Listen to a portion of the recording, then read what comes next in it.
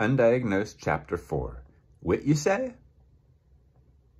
Having learned I would be made fun of if I didn't know things, I took measures to ensure I would not be put in that situation again. This didn't mean knowing everything so much as it meant pretending I didn't not know, which manifested as the importance of always having an answer. It's one thing to be laughed at and not understand why.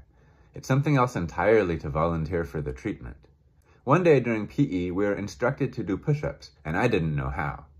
I could have figured it out by watching the other kids, but for whatever reason, I just jumped into my own way of doing them.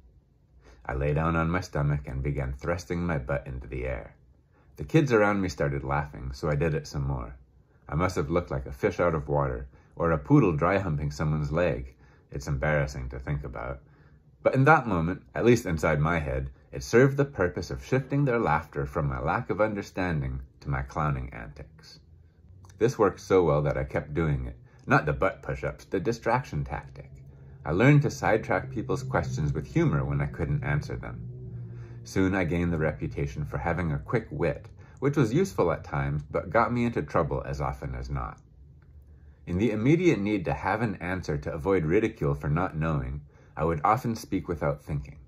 Then, if challenged to prove my statement, I would get stuck in that point of view, pigeonholed by my own words, forced to either dig in deeper or admit that I was wrong. Admitting a mistake was not something I'd observed other people do.